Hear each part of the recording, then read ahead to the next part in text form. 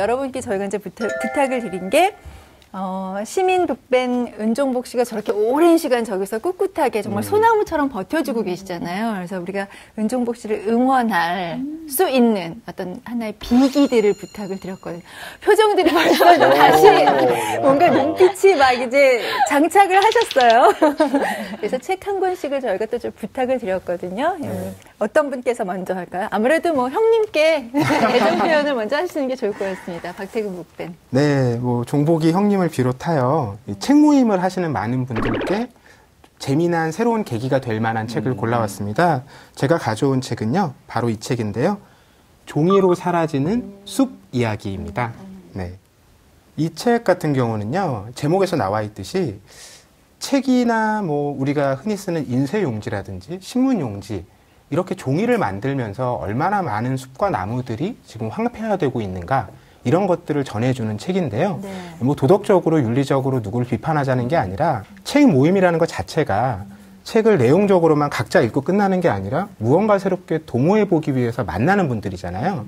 그렇다면 우리가 읽는 책, 이것이 물질적으로 만들어지는 과정, 그것이 끼치는 영향, 이런 것들에도 관심을 가지시지 않을까? 이런 생각으로 골라왔습니다. 이분이 단지 그런 얘기만 한 게 아니라 국제환경운동도 하시는 열혈 환경운동가이기도 하고요. 맨디 하기스, 네, 저자. UN, 그린피스, 세계자연보호기금 이런 것들에 대해서 만들고 참여하고 했었던 것 같아요. 네.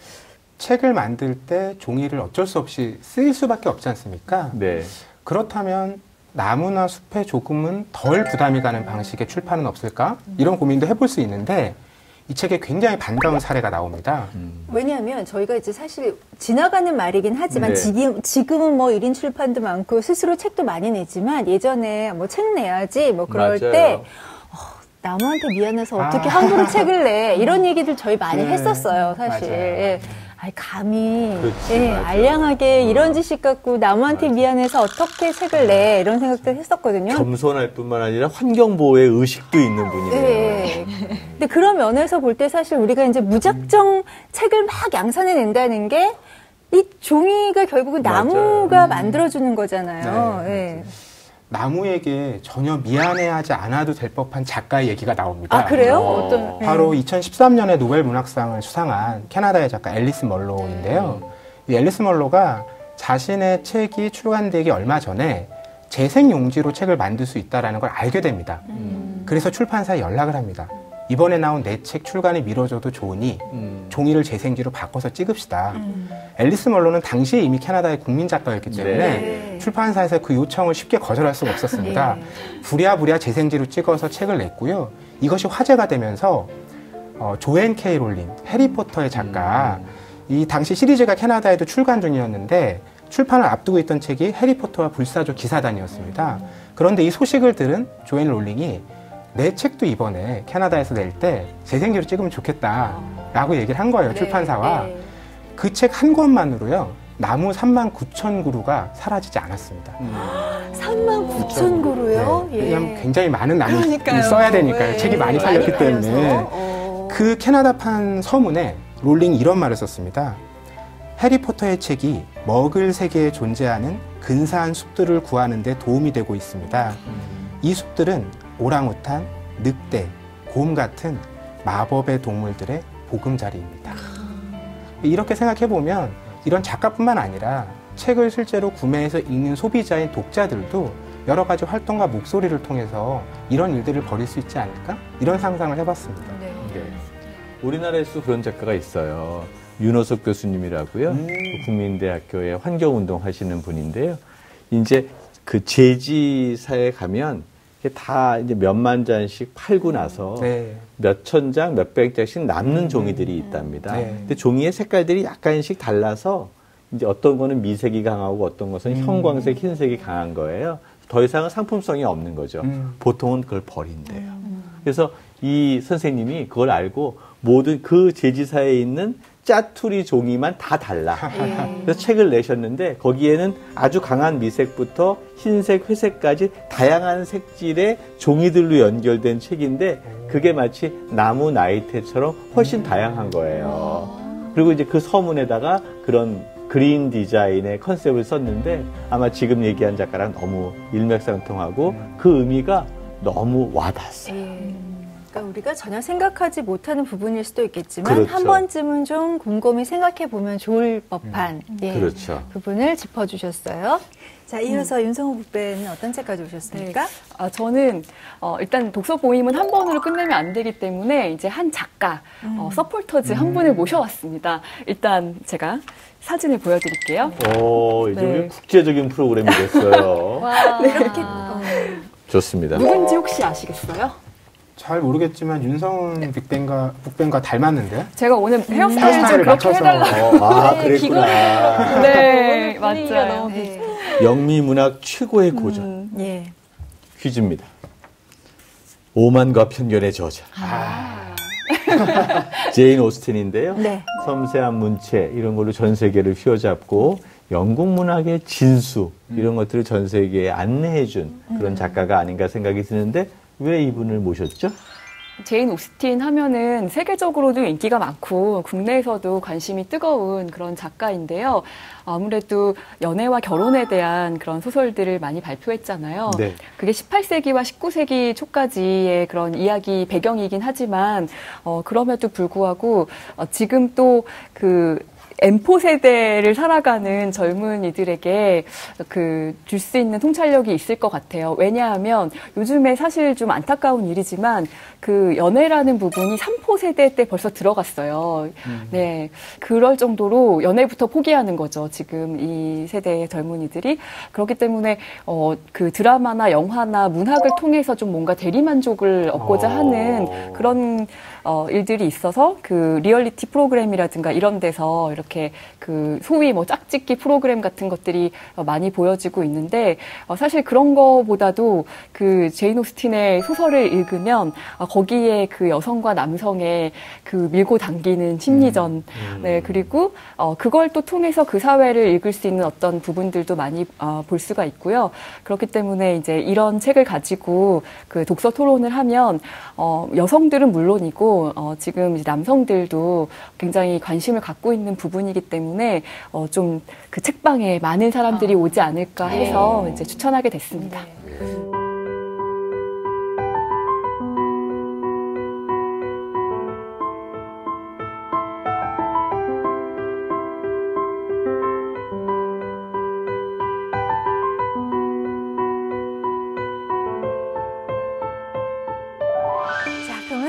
이번에는 이가희 북배님의 책 볼까요? 네, 저는 개인 취향으로 책을 골라봤는데요. 그리고 독서 모임을 했을 때 가장 반응이 뜨거웠던 책입니다.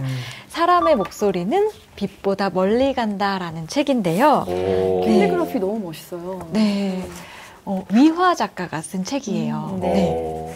그 허상과 매열기로 유명한 작가죠. 네네.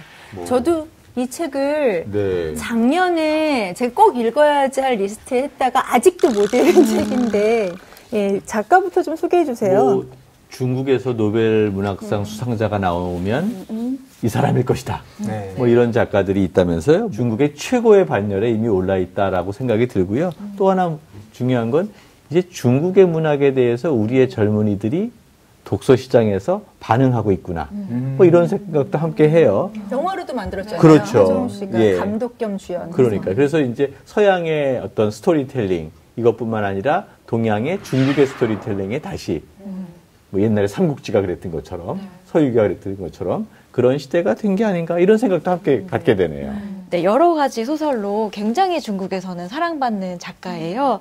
그래서 사람의 목소리는 빛보다 멀리 간다는 에세이예요. 그동안은 위아가 거의 소설가로서 중국의 근대사를 소설로서 보여주는 역할을 많이 했는데 이 책은 정작 중국에서는 출간되지 않았습니다. 굉장히 중국 정부를 비판적으로 얘기하고 있고 적나라하게 얘기하고 있기 때문에 대만에서 먼저 출간이 되고 이후로 다른 나라에서는 출간이 됐지만 아직도 중국에서는 나오지 않은 책이에요.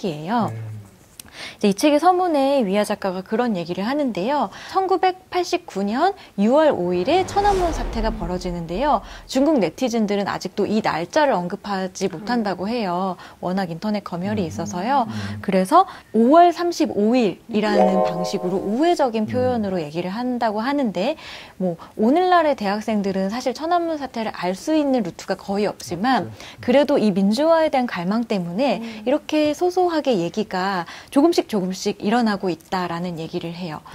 그러면서 지금까지는 자기도 5월 35일과 같은 방식으로 얘기를 해왔다면 이번에 내가 말하는 방식은 6월 5일이다라고 말하는 것처럼 직접적으로 얘기를 한다라고 얘기를 하고요.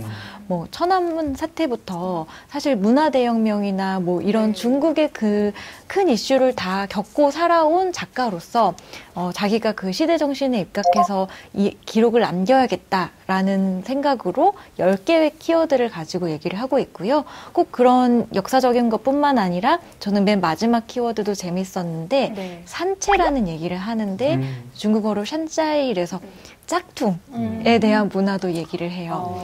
자기의 책이 버젓이 길에 가면 네, 짝퉁으로 팔리고 있는 현실이라든지 네, 이런 식으로 중국을 되게 굉장히 다양한 각도로 조명을 해서 우리가 미디어에서만 보던 그런 중국이 아니라 중국을 실제로 이해할 수 있는 그런 키워드를 제시하고 있습니다. 비판적으로 이해할 수 있는. 네. 저 SNS에 이거 달아야 되겠는데요. 네. 시청자. 그렇죠. 네. 네. 제가 이가희 북벤이 저를 부러워할 만한 얘기를 하나 전해드릴까요? 만나셨군요.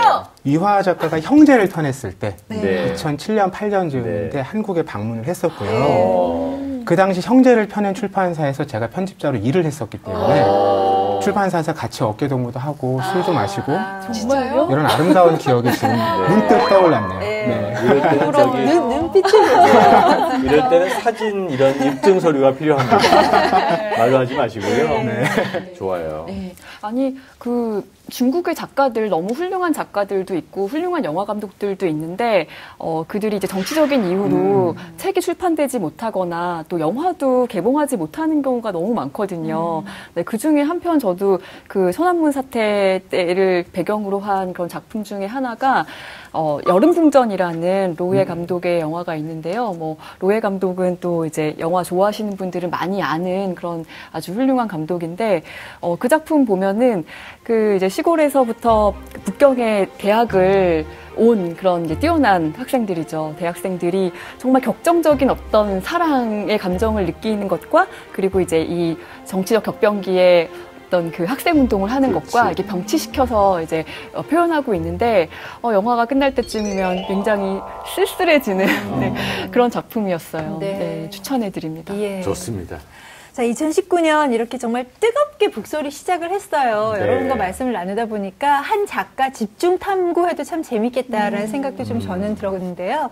오늘 2019년을 열면서 함께한 이 시간 느낌 어떠셨는지 끝으로 좀 한 번씩 말씀해 주시면서 마무리할까 해요. 네. 네, 오늘 저는 이 추억의 책방 이야기를 듣다 보니까 집에 가서 그때 샀던 책들, 그때 그 친구들과 같이 읽었던 책들, 이런 걸 좀 다시 꺼내봐야 되지 않나? 이런 생각이 듭니다. 네. 네, 저는 책방이 굉장히 취향이 중요하지 않은가, 누군가의 서재에 들어가 보는 그런 느낌이 좀 드는 것 같아요. 그래서 요즘 이제 많이 사랑받고 있는 책방들은 다 굉장히 주인장의 취향을 엿볼 수 있는 그런 곳인데, 그래서 또 주말에는 한번 꼭 대형 서점이 아니라 이런 동네 책방에 가서 맞아요. 네, 취향을 좀 엿보는 네, 그런 데이트를 해보시면 어떨까 하는 네. 생각이 듭니다. 저는 사실 이 북소리 녹화 날 굉장히 기다리면서 그렇게 했던 이유가 이렇게 책에 대해서 많은 정보도 듣고 이렇게 저도 이야기할 수 있는 이런 시간 때문이었던 것 같아요. 그래서 좀 저의 그 새해 책에 관련된 어떤 목표 중에 하나를 하나 더 늘려서 독서 모임 같은 걸 좀 해보면 어떨까라는 생각을 하게 됐습니다. 네. 네. 자기를 만든 인생의 100권의 책이라는 것을 정해놓고 자기 이전에 읽었던 뭐 한 30권, 40권의 책을 하고 지금부터 읽거나 지금 읽고 있는 책을 계속 버전업을 시키는 거예요. 네. 그래서 죽을 때쯤 돼서 자기를 만든 100권의 책 이런 리스트만 봐도 이 사람이 어떤 생각과 어떤 삶을 살았는가를 보여줄 수 있을 것 같아요. 그래서 인생의 100권 시리즈 만들기 뭐 이런 것들을 한번 해보면 어떨까 생각이 들고요. 그거의 의미를 살리는 건 어떨까. 네. 기발한 생각, 아이디어를 주셨습니다. 네. 예. 자, 오늘 저희가 이제 시민 북벤저스를 지나뵀는데요. 저희만이 아니라요. 여러분께서도 주위에 시민 북벤저스들이 있으시면 저희 홈페이지에 좀 추천해 주시면 저희가 참고해서 직접 찾아가 뵙도록 하겠습니다. 오늘 시민 북벤저스 너무 괜찮았죠? 네. 너무 좋았던 것 같은데요. 이것처럼 누구나 다 시민 북벤저스가 될 수 있으니까 보고 싶은 책, 만나고 싶은 저자 있으면 신청해 주시기 바랍니다. 네. 자, 그러면 이제 마무리하겠습니다. 늘 하는 인사 드리면서 네. 다음 주를 기약하겠습니다. 네. 자, 북으로 소란한 세상을 이롭게 하자. 이렇게 바뀌었어요, 이제. 감사합니다. 예, 고맙습니다.